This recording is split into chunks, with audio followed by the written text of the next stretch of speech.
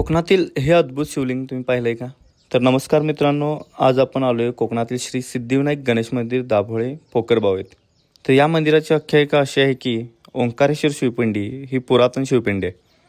ही हजारो वर्षे पाण्यात होती. हे कोणालाच माहिती नव्हते. गणपती मंदिराचे पुजारी श्रीधर राऊत यांना स्वप्नदृष्टांत झालं की गणपती मंदिराच्या पायथ्याशी पांडवकालीन विहीर आहे.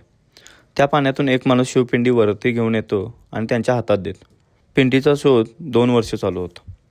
ज्यावेळी गणपती मंदिराचे पायथ्याचे काम चालू होते त्यावेळेस पाण्यात बरेच दगड फोडले जात होते.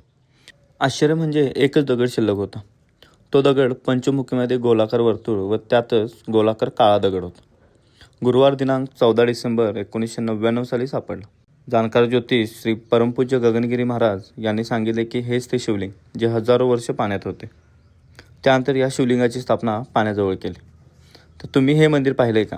कमेंट करून सांगा आणि भेटू अशा नवीन व्हिडिओसोबत लवकरच.